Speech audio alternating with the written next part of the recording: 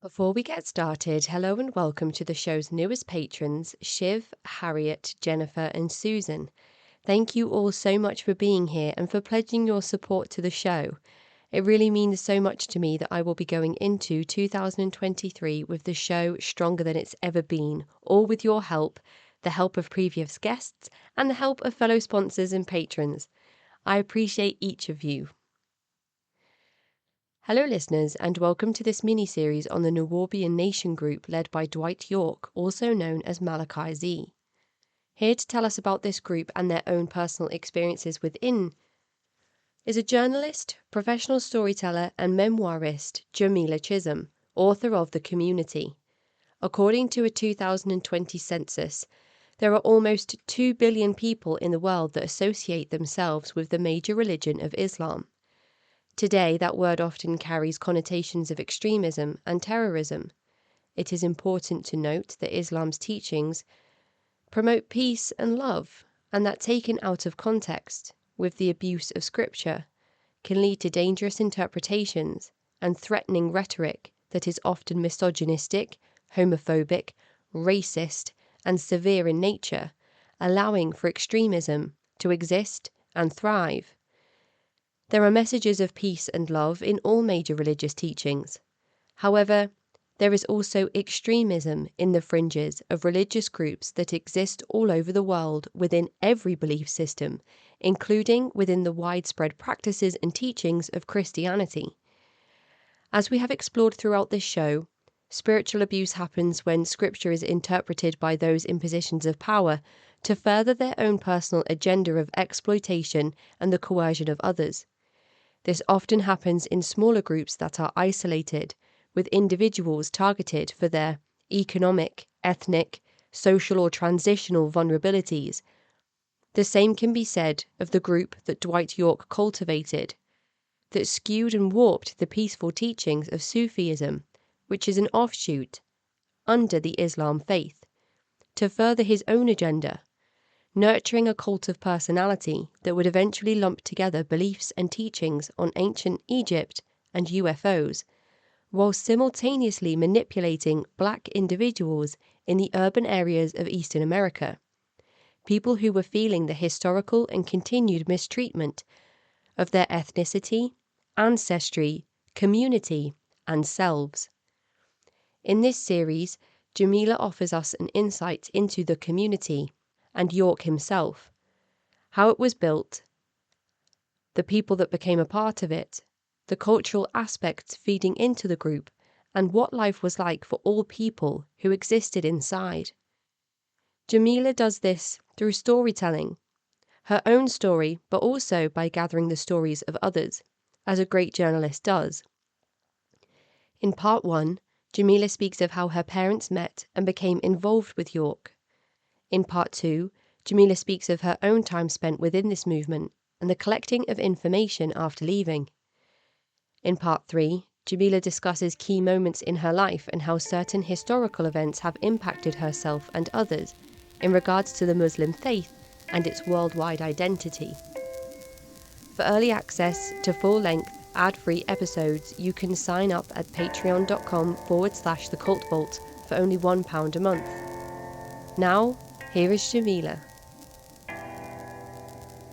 So hello, Jamiyla, and welcome to the show. Thank you so much for coming to chat with me today about your recently published book, The Community, and for being the first guest on the podcast to discuss not only Dwight York and the community, but also the first dive into the Islamic faith.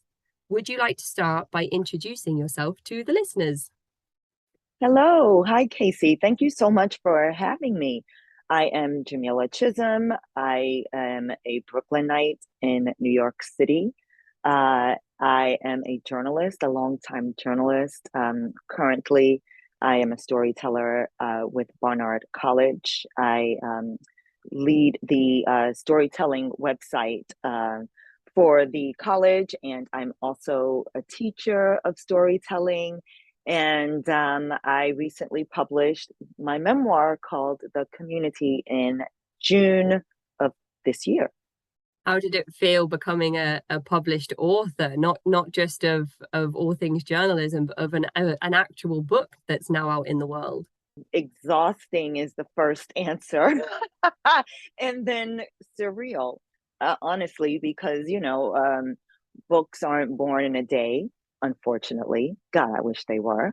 And this one took quite a bit of time for me to get through. So it was like running an ultra marathon, which I've never done. I imagine that it's intense. And it almost felt like this, I had to keep the steam brewing inside of myself. And I really believed in this story. So it was really, really exciting when it was actually out into the world and in other people's hands.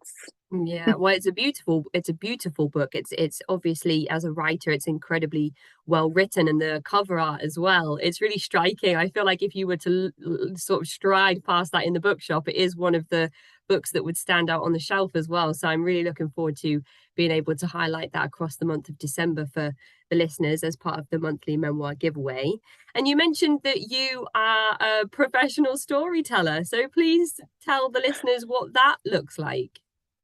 Well, I mean, I guess as a journalist, that's part of the job, I think, is to find stories, uplift stories, in particular, find stories that may not have a lot of traction out there or that are not popular um, on topics for a lot of people. So, what I really love to do, and I've always loved to do this, is to write about people and places and cultures, whether it be my culture that I came from or other cultures, and to find the story that can spark some kind of conversation.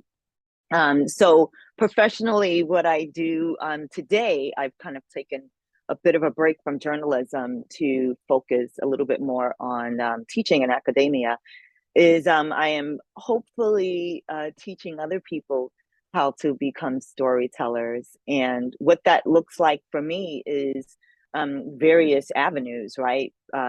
First and foremost is I would love for people to think about the unheard voices and the untold stories and get to the heart of that and find homes for them so that the masses can, you know, learn about more than themselves.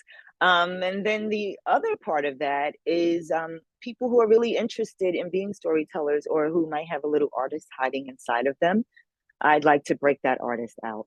So, I think when I think about storytelling, right, it's one of the things that humans have done for one of the longest times in humanity, in addition to loving and eating and, learning new things, we also tell stories.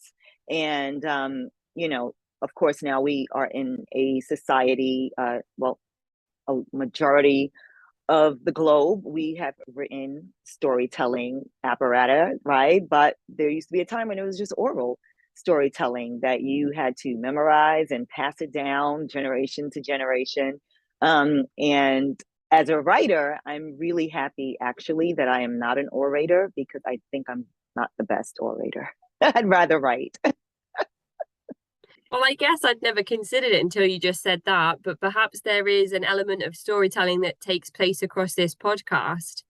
It's not just an interview setup or a conversation, but actually a journey that listeners will go through and get to go through with you today as well as a storyteller, which I'm really, really looking forward to. And I hope it will encourage a few of the listeners to head out and purchase their own copy of The Community. And this group that we're going to be talking about today is tied up in a part of the Islam faith as the overarching umbrella that is Sufism, or is it Sufism? Sufism. I guess you can Sufism. say Sufism, but I think most people who speak Arabic will say Sufism.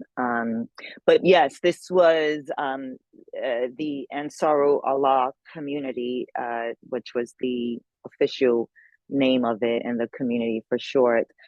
We did practice a form of Sufi Islam, but I do want to say that I would not call it the traditional form of Islam. You know, it was a maybe a rendition or a page swiped from a book kind of situation. So there were lots of different kinds of teachings brought into this group.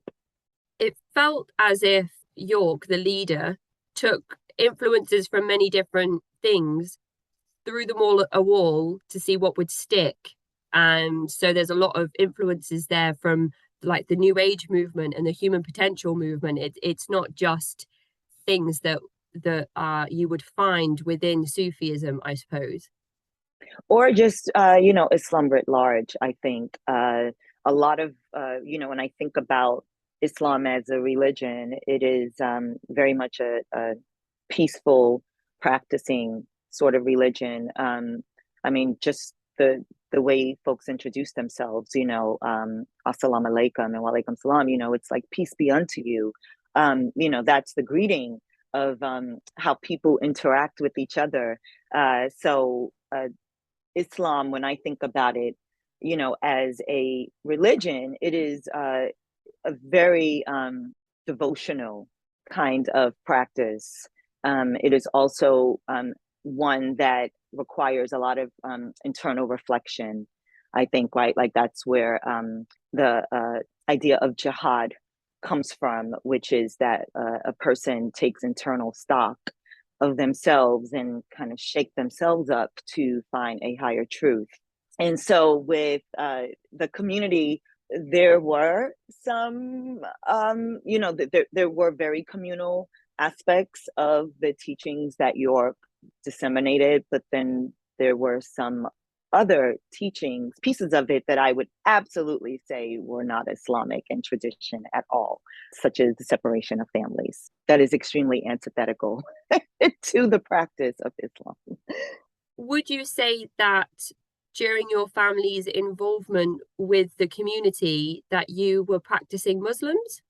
I would say that we were sort of practicing Muslims. Yeah, and the reason why I say that is because York, I don't think was a real imam, someone who actually went through the rites of passage to be indoctrinated as a theologian or a religious scholar or a religious leader. I think, he had a lot of other skills, but I don't think that it was that he went through that process. So to have not gone through that process, could he actually be a teacher of Islam, right? That's kind of my questioning around this. And as a result, who were his disciples or his followers, were we actually learning traditional Islam? Well, we were learning pieces of it, right? So I guess maybe, in our hearts, we could have said that we were Muslims, right? But I think that's a tricky question. I've actually kind of never grappled with that. What makes one real? Absolutely. And I think that was clear in your writing as well. I thought it would just be interesting to gain your perspective on whether you'd been exposed to other types of Islamic faith-based movements, because as like with Christianity, when you say Islam, it's one of the major religious belief systems that we have in the world, one of perhaps 6 of the biggest faith-based movements, and within the umbrella of Islam there are branches and sects and various different chapters. So when you go down one of those, you get to Sufism underneath the kind of banner of Islam. So I guess I wondered whether you'd experienced other types of Islam faith, to know whether your family were practicing what would be considered a traditional version, or whether, because this was your only exposure to an Islamic faith, you assumed that this was, of course, the correct and true and proper way to practice as a Muslim. I did think that what we were practicing when I was younger, but that was Islam, the true practice of it. Until I got older, I'll say around my teenage years, and I was just curious on my own um, about, well, what exactly does this religion look like on my own?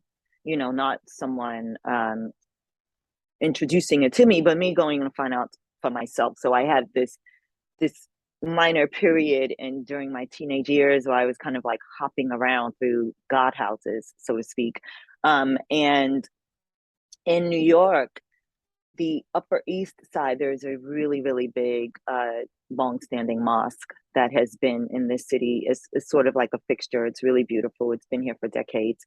And I would visit a couple times to just see, what it was like. And that was sort of how I figured out, like, oh, there are different things here. The practices are not really what we were practicing wasn't necessarily aligned with how traditional Muslims practice their faith. But interestingly enough, when when people ask me about my background, or sometimes, or they say, "Oh, the name Jamiyla, it's a Muslim name," and I say, "Yes, I know," and they go, "Where are you Muslim?" And I say, I grew up practicing Islam. So deep in my heart, I claim it as, my childhood foundation, whether it was a real foundation or not. I just really think the religion is beautiful. Yeah. You've mentioned that there is a presence in the Upper East Side that's quite significant of people that are practicing the Muslim faith. So what does the demographic look like overall in America in terms of people practicing various different types of Islam-based movements? All kinds of different people. Of course, we have in the United States a really large first generation, or multi-generational um, um, citizenry here. We also have, like, immigrants who have just arrived. Um, I feel like Islam in this country has been practiced for an extremely long time, whether that be from people who brought it over from the Middle East, right, or Northern Africa, or I want to say I think it was the 50s, the 40s, or the 50s, when the Nation of Islam in Chicago, um, uh, they were founded, and that was predominantly African American, that group. And their, I want to say, version of Islam was obviously a little bit tweaked also, because it was, uh, how do I say, revised for the Black American experience. So there was a lot of nationalism that was in there. And currently today, I mean, in 2022, so many kinds of different people practice Islam in this country. Like, again, whether I say they come from South Asia, Northern Africa, or anywhere on the continent. There are, like I said, Black people in America who still practice. There's a large group in Chicago still because of the Nation of Islam, which still stands. There's a really large group in Philadelphia, Pennsylvania. Yeah. I mean, Muslims are everywhere in this country, and the demographic is a huge swath of global citizens. They're everywhere and from anywhere. Wow, that's fascinating.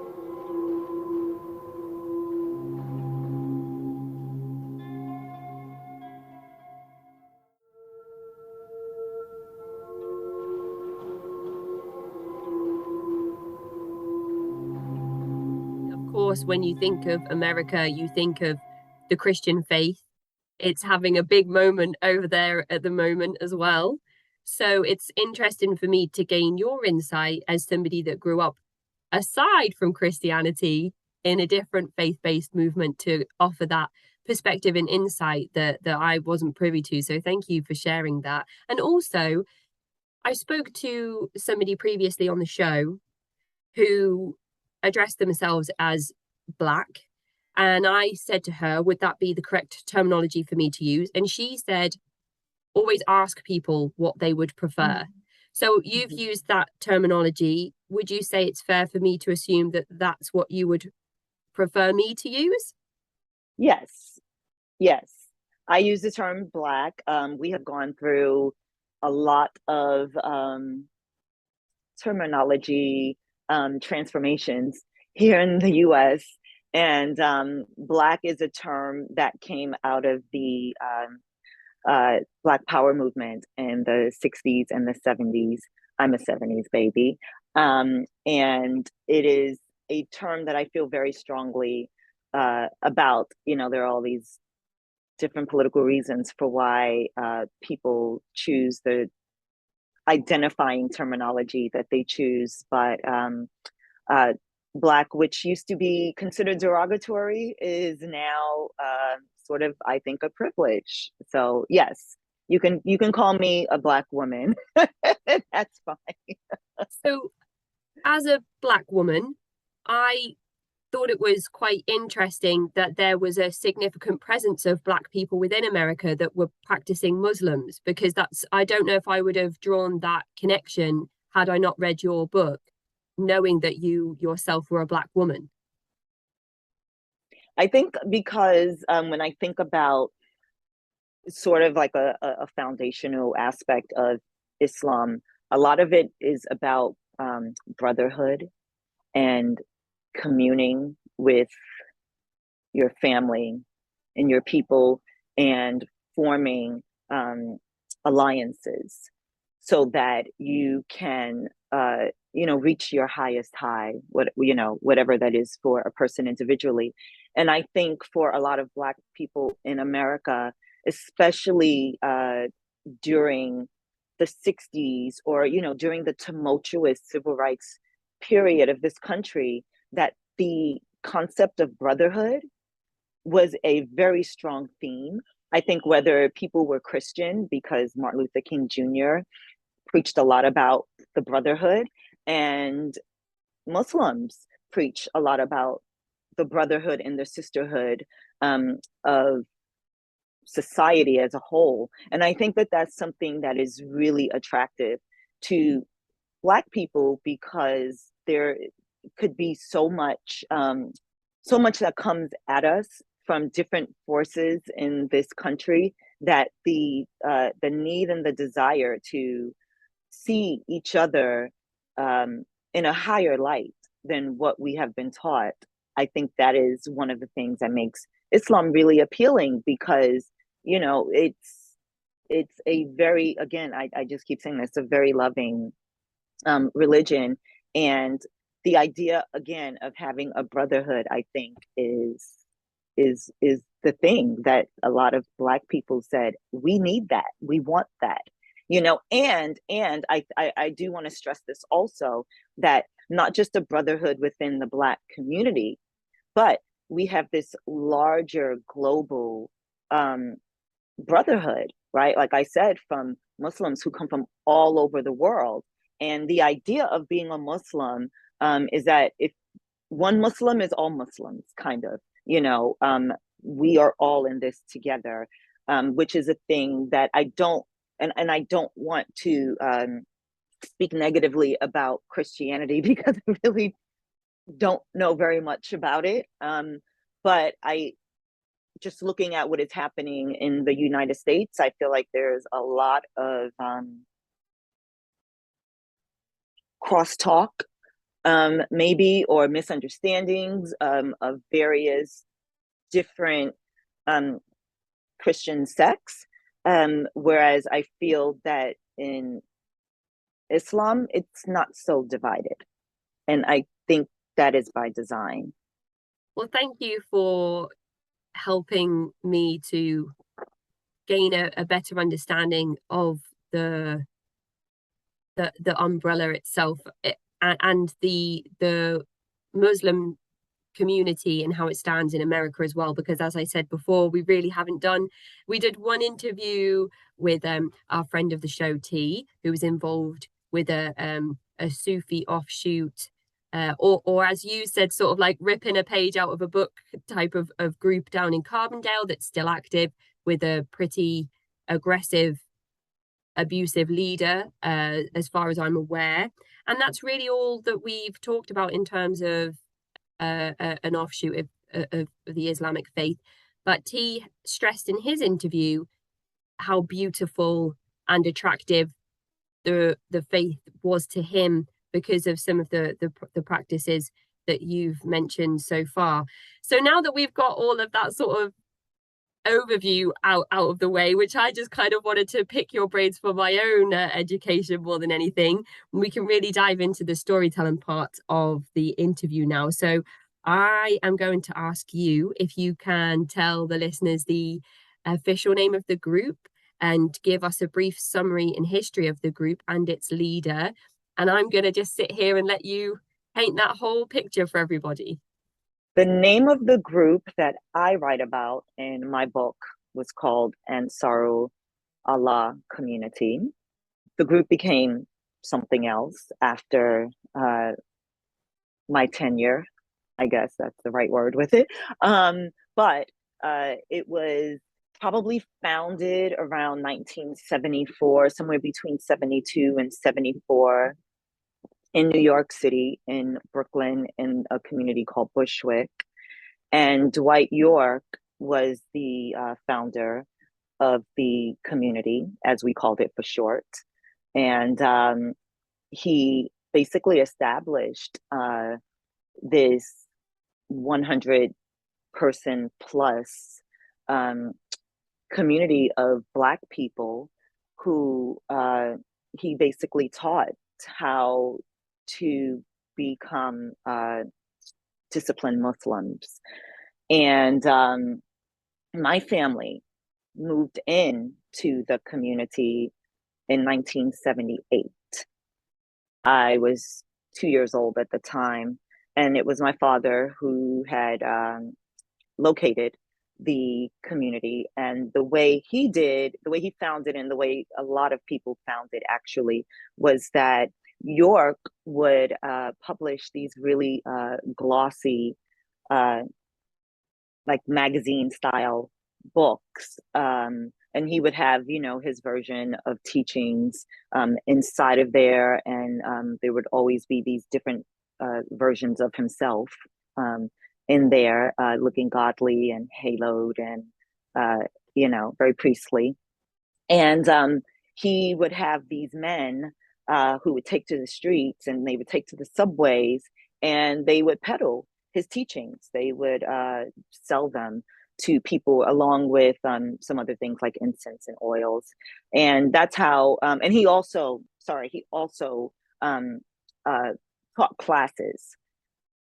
He built a mosque down in Bushwick. So he would also hold classes there. So, he had different avenues, different ways that he was able to disseminate his teachings and to gain followers.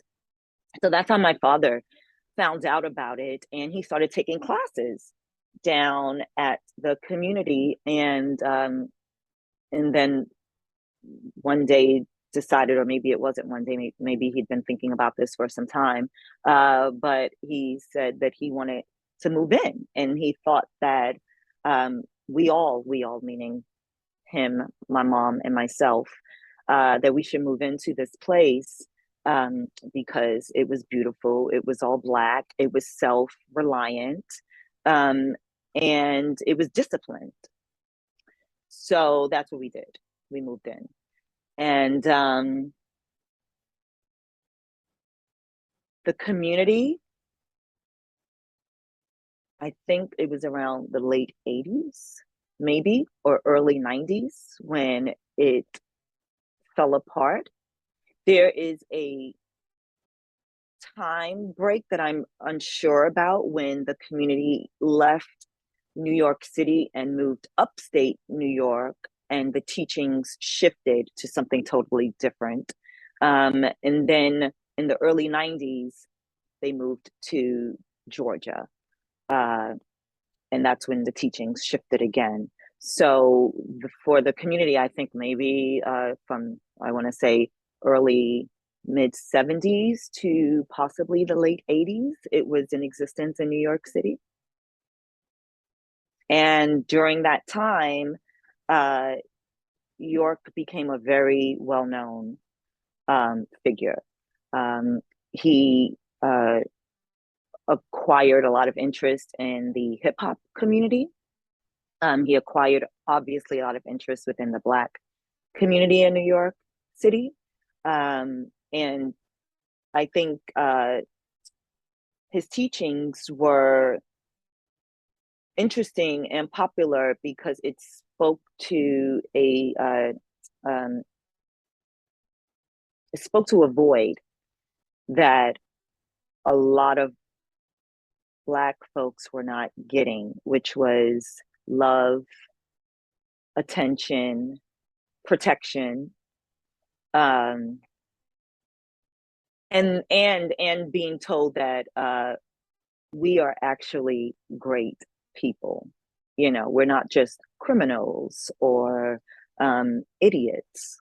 You know, whatever we were being told around the 70s, which was the tail end of the Black nationalist movement in this country.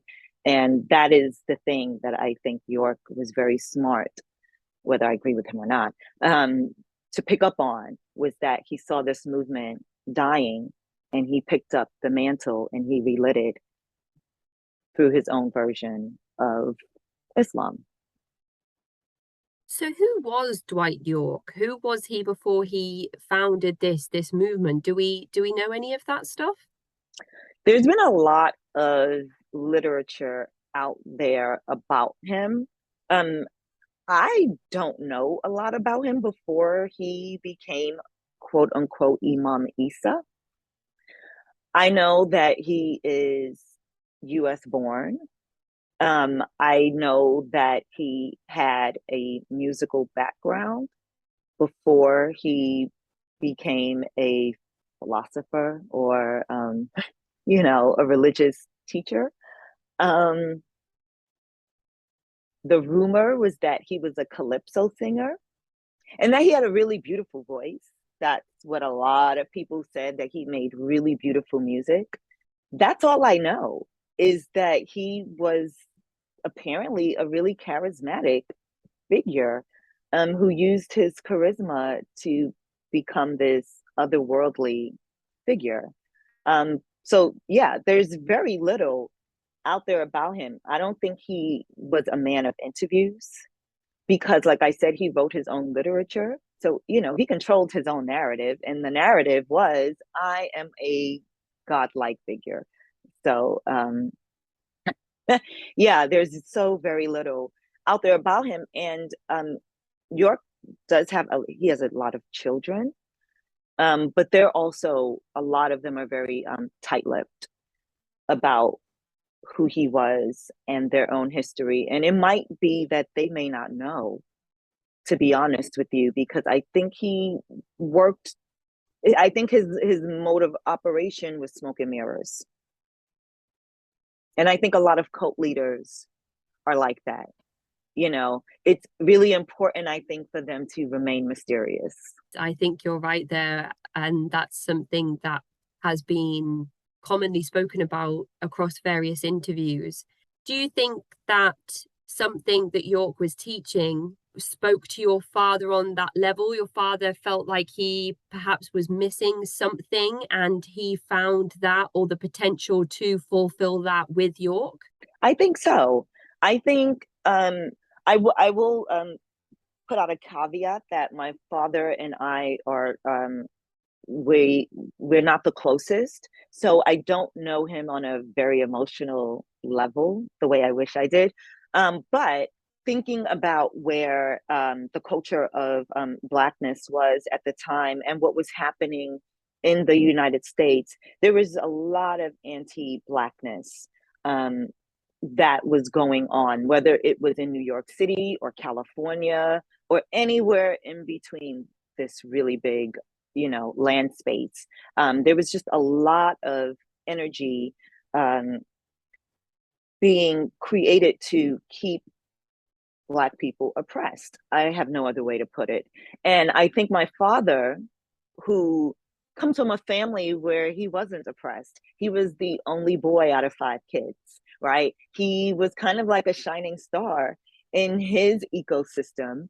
And, to become this young man who now has his own family, and, I'm sure he wanted to have a family that did not feel inept or inadequate or less than. And I think he saw the teachings of York, which was Black man, you are powerful. Black man, you are smart. Black man, actually, you used to be a king. And, I think those teachings, when you might feel stepped upon or disregarded or even disenfranchised, actually, that to have this other door open up that says, oh, you can actually have a voice here, and your voice is valuable and it is wanted and warranted. I think my father said, oh, yeah, absolutely.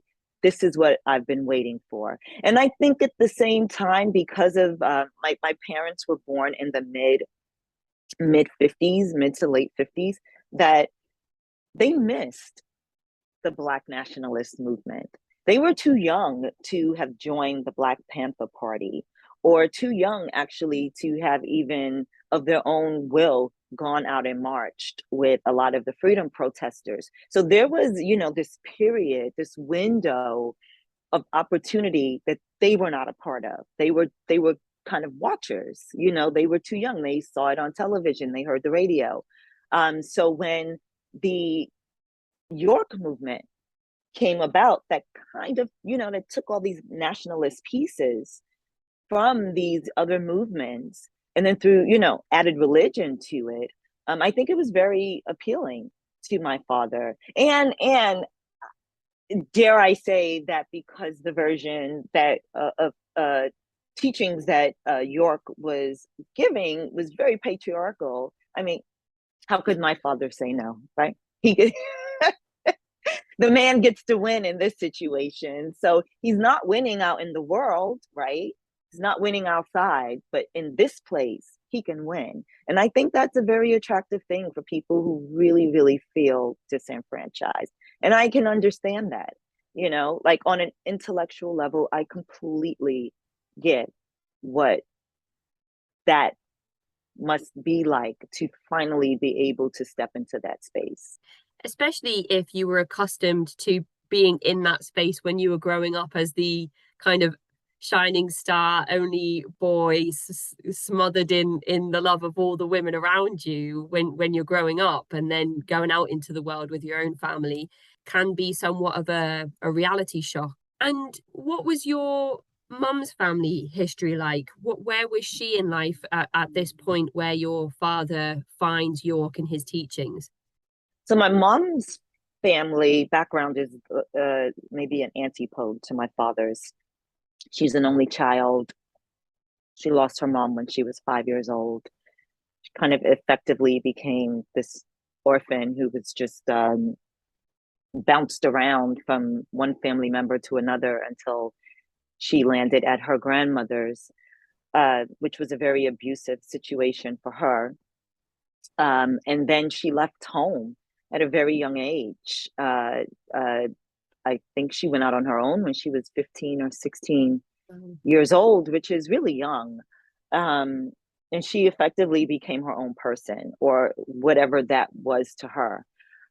So when she met my father, when she was 15, I think that's when they met. They met in high school. And, he comes from this really big family. He has 4 sisters. She has nobody. And I think it was really, really attractive to her. And I think she saw a family that she could be a part of. It helped that they really liked her. They loved her. They took her in as one of their sisters, which was extremely helpful for when my father misbehaved, which he did quite often. That she had a support system. So I think at that time, when my father found York, my mom was newly married. She had a very young child, me. And the last thing she wanted was to be a single mom alone for no reason, you know? Uh, so I think she, in her mind, she thought, I need to do whatever I need to do to keep this family together. And so when my father, according to my mom, she doesn't use the word ultimatum, but it's an ultimatum, is he said to her, I'm going to move into this place with or without you. And well, she said, well, okay, then I guess it's with. What other choice do I have?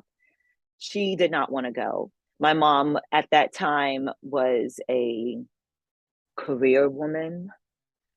She literally used to wear what I call Hillary Clinton outfits.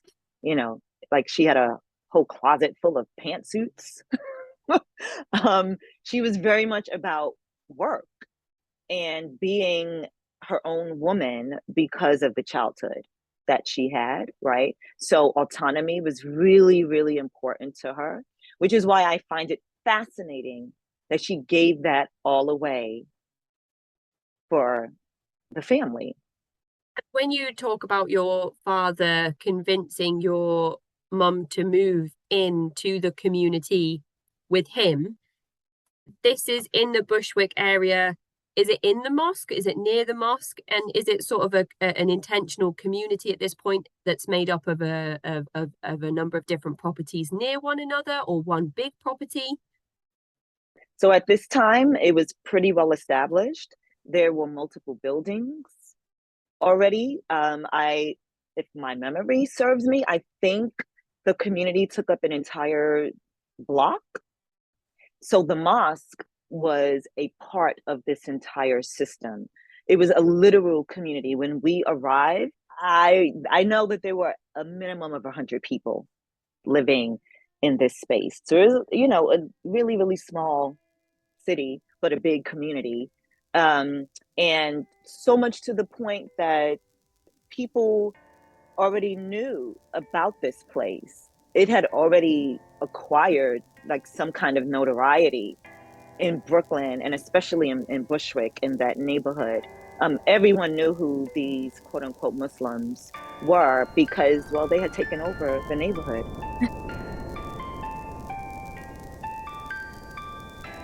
That is the end of part 1 of this mini-series on the Nawaubian Nation led by Dwight York. To find Jamila's work and a copy of her book The Community, you can follow the links in the episode description. To get in touch with me, you can find me at cultvaultpodcast@gmail.com or follow me on Twitter and Instagram at cultvaultpod. I'm your speaker Casey, host of the Cult Vault podcast.